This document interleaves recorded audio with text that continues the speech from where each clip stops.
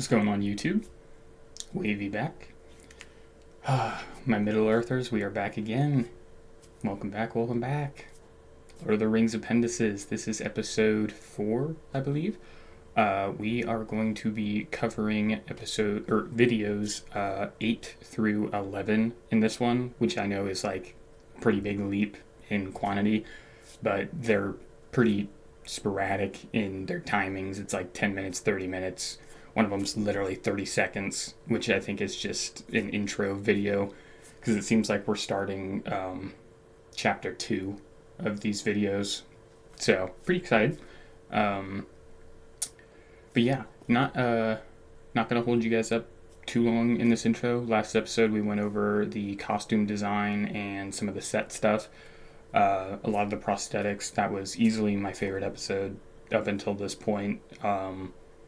It looks like this one is some of the cast.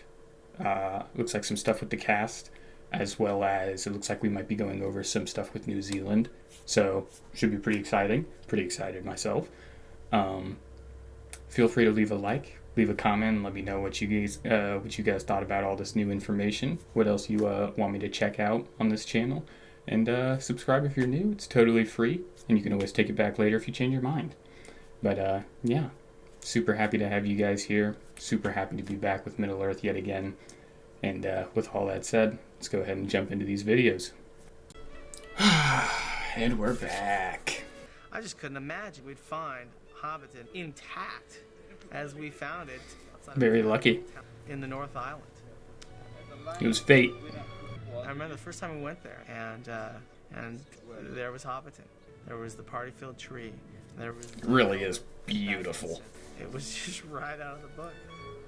That's so perfect. To this day, if you were to go visit it, it will always feel like Hobbiton. It's just a great spot.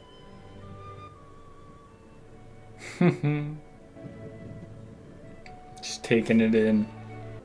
Standing on top of Weathertop, there's a hilltop, and it drops away.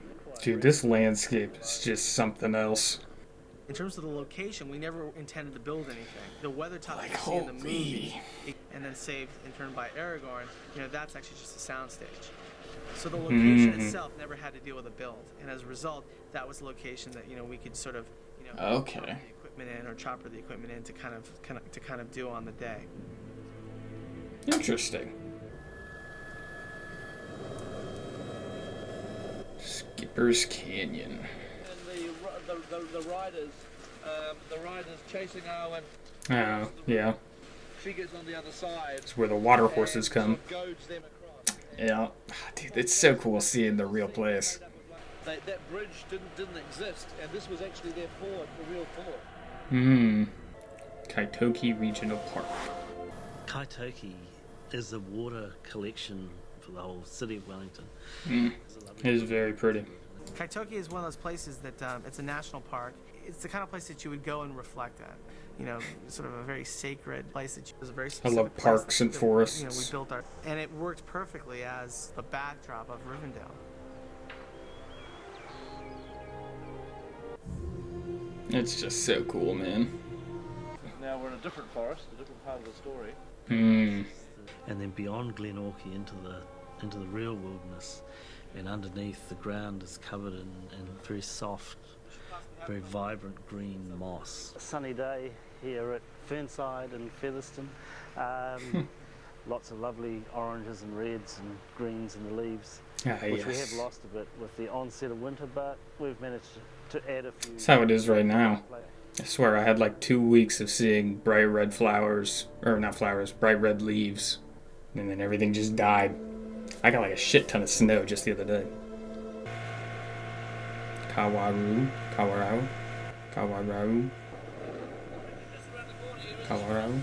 Yeah, and it would be good then to get the boat up here if we could. Pete sure loves that beanie. What an incredible location to be boating through.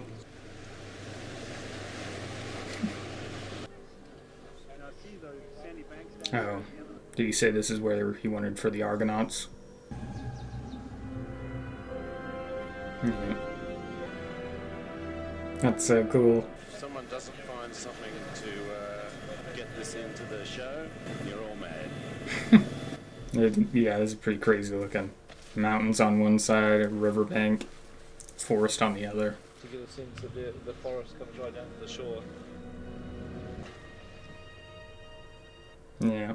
I was going to say, is that where Frodo leaves at the end? Was the approaches to the Aemon Hen Seeing Seat between the Fellowship and the Uruk-hai. Yeah, we do have to find a good place for Boromir's little death scene with Damn. What the? Where'd the cat come from? We did alongside Lake Wakatipu, which is... Seems like New Zealand has a lot of, like, either Hawaiian or, like, native tie-ins, it seems, with, like, names. I don't know if that's just, like, a geographical thing with the linguistics. I don't know. But that's interesting. I wouldn't have expected names like these in New Zealand. I don't know what I would have expected, but yeah, it's cool. All right, and now we are jumping into what appears to be Chapter 2. So, let's go. Welcome to the second disc of the Appendices. This disc covers everything from I the see. beginning of the artwork, all kinds of goodies. So enjoy. I will. Thank you, Elijah. Fellowship of the Cast. One of the most nervous, the unknown thing was that none of them had worked together before. Most of them Interesting. So there was a very nervous moment when suddenly we're in New Zealand 6 weeks out from the shoot and everybody starts getting off the plane. You'll be travelling with someone called Orlando Bloom. I just left my teary, you know, the idea of leaving everything behind and my dog and everything. And now, No, yeah. You know, and I thought, he looks elf-like. and, He said, Billy! and I was like, oh my God, you're a hobbit, and we just had this huge embrace. And it was my birthday as well. So we had champagne on the flight because of the time difference. It was my birthday again, so we had more champagne, you know, because it's That's funny. Probably the most memorable birthday he's had. And I really hope that those four guys would bond. Were connecting with something that was important for the movie. So it was my life for a year, totally away from home, just making new Yeah. friends. And that was one of the great things, that these friendships formed with the unlikeliest of people. A real kind of Boy Scout kind of, year and a half. It was men. Kate Blanchett would be there, which is such an amazing thing because you've got these two gorgeous women who got so much attention. That's cute. It was on them meeting me in a way, and I was so nervous to meet them. And when I think about how they're all so cute. And it was this. One of the amazing things about Elijah, I think, is he can sleep anywhere at any time. I mean, I've seen him do it. And, like, if they don't go back to him for, like, 15 minutes, he'll just be sitting there like that. Like, yep, scene, right. And he goes. It's an incredible... That's impressive. I mean, he must have been so tired during that shoot. Because, Yeah. there was times... I've seen him fall down 3 sets of staircases. Like, Jeez. and then just get up and go, just walk up. He's like, like Chaplin. Just perpetually ready to go. I wanted to look after him and make sure that he was okay. Sean was very much Sam for me after me being there. Oh, well. And he'd leave and he couldn't get back in. And I was like, well, don't worry, I'll take care of it.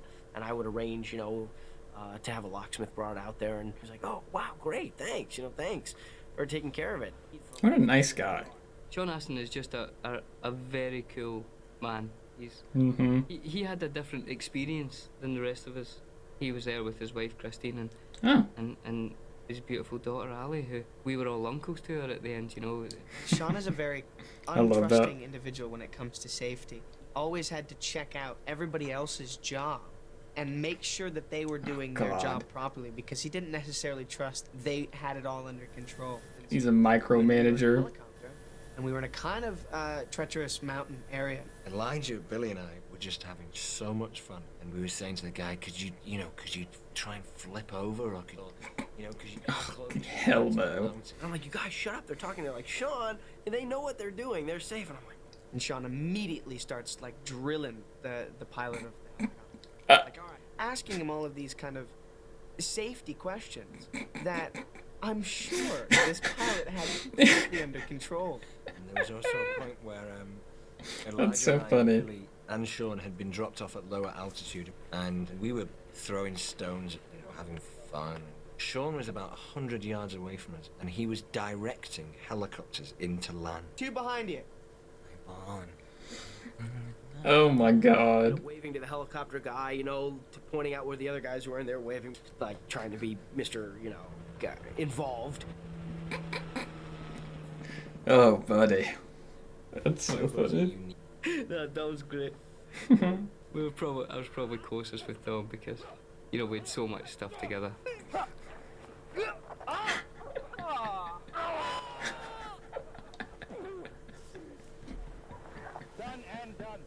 I was involved in a close... They're hilarious.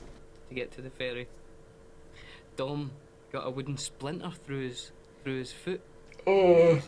Tough splinter, I think probably made of titanium. You think somebody cut his leg off? The sweat was pouring off him. What? It's gonna be like this big, and I'm gonna get it framed. And they take out this tiny splinter. Believe you made that fuss. I kept it. I kept the splinter. Still got it. Oh my god. If anything happened, I'd say, Splinter, are you okay?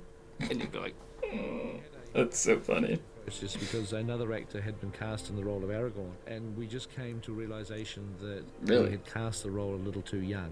Oh, I got a phone call at home. Hmm. Saying, do you want to get on a plane tomorrow? He hadn't read the Lord of the Rings. I just said, well, can I think about it for a minute? He said, well, not very long. To take this role because we thought he would be really great, and I think he was perfect. And my son was with me there. He says, what was that about? Was that Lord of the Rings? I said, yeah, they're making a movie out of it. And he knew this story.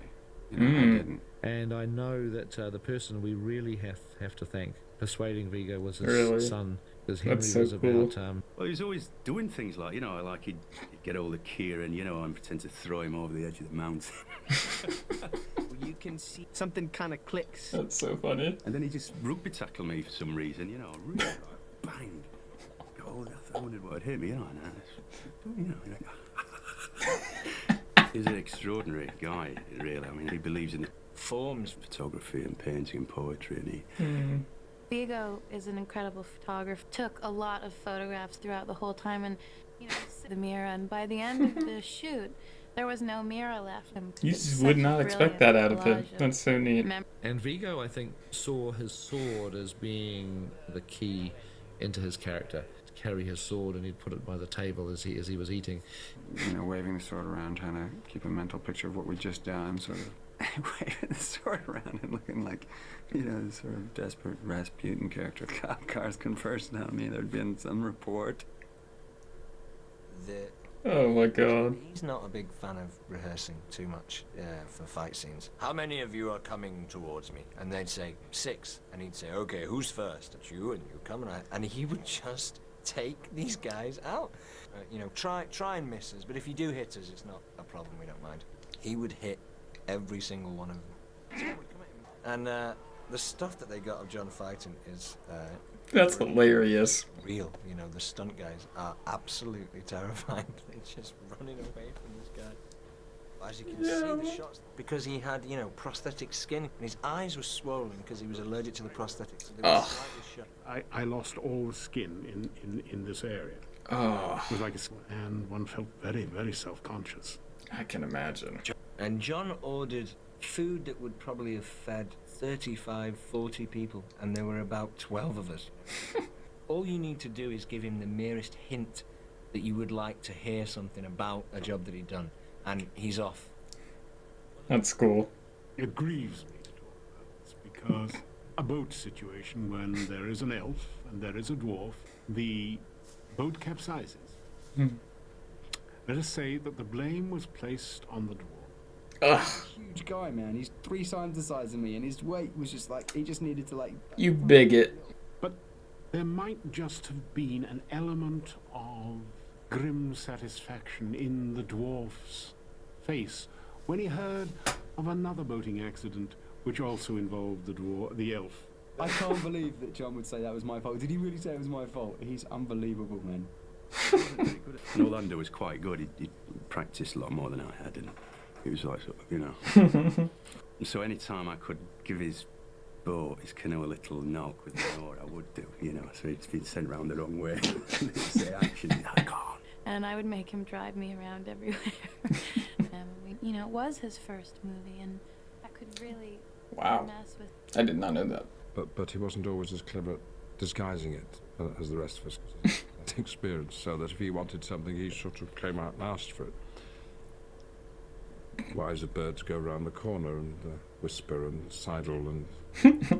Sean Bean, he was a real brother in arms, actor to actor and man to man. He was that's so cool. Valuable. I love that. Sort of scene where I die and Vigo's, you know, laid over me. I bet this was hard to film. And then we just said like this, all right, that's lunch. We come back to the death scene later. And you go back for your death scene again and die again. Die again. And Ian based his performance of Gandalf on Tolkien. So if you can imagine the 4 hobbits in a trailer with Ian McKellen. Partitioned off. We always use the other entrance out of respect. But I was rather grateful when Dominic Monaghan liked to play music quite loudly early in the morning. And so that became kind of difficult. You know, you'd kind of hear him sort of in the back of the trailer. At one point, just in protesting. Some sort of, you know. Oh my God. But there was no tension because of it. That's so funny. He's a very decent person. He's a very fine actor. It's my first opportunity to play with Ian McKellen, and he works in a way that I like, which is a sort of ensemble.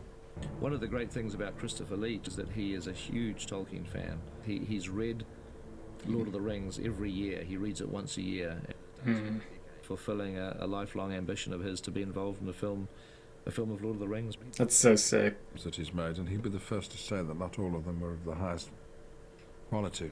I certainly haven't seen them all. It's more than 200, isn't it? And care so much about it that he is like an emissary.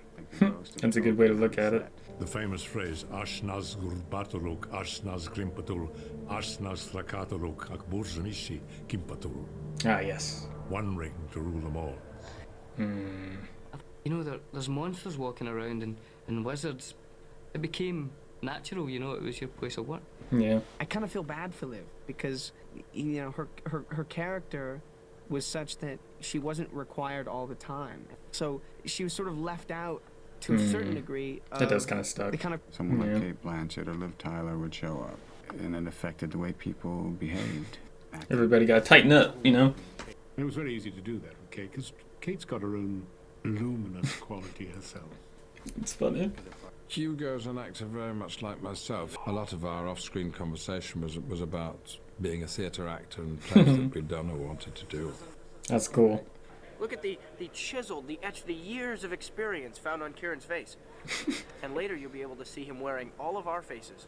Kieran was the lord of the scale doubles. You know, the ringleader, the That's cool. Kieran, I hear they're going to set you on fire. How do you feel about that? If it happens, I'll be really happy to do it. And I think they chose him because Martin had this kind of twitchy, kind of nervous energy that I think Mary seemed to have at the start of the movie. 4'9½", black belt in a martial art. Impressive. Anytime you were tired, you know, all you had to do was look at him and what he was accomplishing. That's awesome. An Indian guy called BK speaks with a very strong Indian accent. Kind of talks like that. Hello, how are you doing today? Nice to see you. He loves red wine. You like red wine? I've got red wine. Yes, man. Fantastic. And he would play. He's awesome at chess. Oh my God. So he'd be dressed of my face. So it was like I was playing. Him and Sean would go at it. He'd kick Sean's ass every time. He'd kick his ass. I take his bishop, and then he come and he try to take my king, and I take his king, and they run around and laugh. Holy shit. We're an amazing team together. They were very funny. That's so funny. Very well. You know, and he's saying, I know. Yes, it was quite good. And like that. And then I said, what do you think of the fish? And he says, it's okay. You know, like, I would have made fish curry. I said, well, go. That's so funny.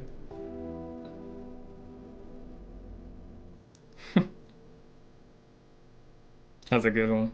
You know, people got crabby, there were bad days and stuff for everybody, and bad periods, but there was always a kind of a support system, you know? Yeah, Mostly I can imagine. There's not one member of the fellowship that I don't think I'll know for the rest of my life. That's so sweet. What an amazing video that one was. Last video for this episode. Day in the life of a hobbit. How lucky are we to be in New Zealand to see this? Holy crap, man. My day would start within the 5 o'clock hour, every day. Understandable. We had the prosthetics in the morning. Our makeup took mostly about 2 hours. Glue around the seams of your feet and... Yeah, saw this process. Standing up at 5 in the morning, and the whole time we're begging to sit down, but they don't let us. Way that their ankles would sort of be bent in the wrong position, so literally just stand up when I'm sure they'd rather be in bed. Ugh, that would suck. I don't think my wife knows as much about my feet as Sean Foot. Isn't that it? It was our time to be with each other. We went through phases as well. There was the kind of reading phase. Then other times we'd be really into music and we'd be up, you know, just different kind of moods that everyone went through. Pick about 3 CDs to listen to because I'm here for some bloody month. Go on. They're foam, latex, and so they actually absorb sound. And when other characters, when other actors are performing, and sometimes it's hard to hear them. So anything that we'd learned the previous night made no sense because we would have revised script pages. I would say probably 90% of the time. I would definitely be an obstacle to work around as an actor. Sometimes there wouldn't be time, there'd be a rush on, so we'd get breakfast brung to you. I'd normally have porridge. In fact, I don't think there was porridge on set until I kind of asked for it, and then there was always a big thing of porridge. So I think I kept it really healthy on set. So I've got my feet, got my wig, got my ears, got my dirt, I'm ready to go. But if something goes wrong, you know, a light goes or need to reset something, then it could be another 5 hours. Some of the things that you're getting up to keep yourself entertained become a little bit off-center. You know this Elijah Wood guy? Yeah. Have you spoken to him? Yeah, a couple of things. I was speaking. He's just being a real idiot. He's a Hey! Hey! How are you, man? How are you? Huh? A present for you. A present? Yeah. What for? Oh, just for, yeah. Just have one, man. That's cool. You guys are gonna go and get He's a f***ing... Next time, I'm gonna punch him right in the Oh my god! He did that to him the other day, man. Yeah? Oh, yeah. Yeah. He f***ing cried as well. My hobbits! Hey! Hey! What's going on? Got an apple. Hey! Oh, it's so weird seeing him cuss like this. You know about an apple? Who's that? Be an extra. Jabba, jabba, jabba. Yeah, constantly trying to interrupt. And I'm busy with I think that's us. Alright, come on. I remember once. They're funny as hell. And he says, how fast do you think you could touch every table in this canteen? I was like, I reckon I could do it faster than you anyway. Game that built, and then to forget to have started the stopwatch and just watch me get more time. The time's going longer and longer. And as I'm running around, my foot comes off, you know, and flies off. And just at that, they say, okay, you're needed on set. And I've got this foot, you know. Of course, the biggest crime I could commit as a director was to have their feet glued on, but then, because of the angles I was shooting that day, to somehow not see the feet. Sean Astin in particular kept a running tally, and he could tell me exactly how many days he'd had his feet glued on. That's and they insane. weren't photographed. 50 separate days. We got to 50. That's crazy. That's actually crazy. With that as a bit of a, you know, tiny details that made up kind of a simple... God, it's all so intricate. Yeah. He would be in the foreground of the shot so that he would just look bigger, you know. We would make out that we were level with each other. And made one person in the foreground, one person in the background. For us, as actors, that posed the problem of eyeline. Yeah. No, Sauron himself. No, don't look at me. Sauron himself. And then there was also blue screen. Here we go. And that's really complicated, and I was really nervous because I was like, this feels really weird. There's no reference at all to remind me of the place that I'm supposed to be. And look at films today. I had to kind of remember my marks, place at a specific time, so that it matched the timing of the shot that they got with Ian. No one knows it's here, do they? Wow. Doesn't look like it was filmed like that. Do they? God, that's impressive. Probably the most frustrating thing for me was working on my knees, overbalancing or underbalancing, falling one way or the other. Different technical and These boys were going through hell. Cinematic, and have a profound emotional interaction with your imagination on camera. We'd wrap generally at about 8 o'clock. To join us? Where's it? What town's it? It's in Hamilton. Hamilton. Yeah. The drinks on Elijah!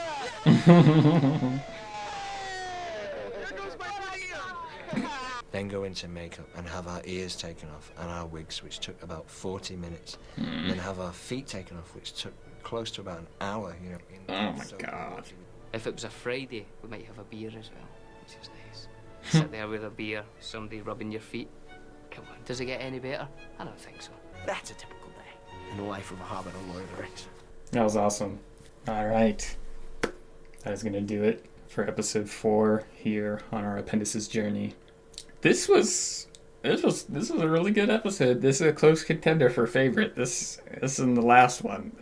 These have been super enjoyable. I really have been just having a blast going through these and seeing all the minute details and intricacies of just every operation and the preparation that goes into just everything that they did. It's just all so freaking amazing, and every video that I watch from this just raises my appreciation, admiration, and respect for all those that worked on these films even more. It's just incredible stuff. Anyways, feel free to leave a like, leave a comment, and let me know what you guys thought about these episodes. What else you think I should check out. Feel free to subscribe. It's totally free. You can always take it back later if you change your mind. Until the next one, I will see you guys next time.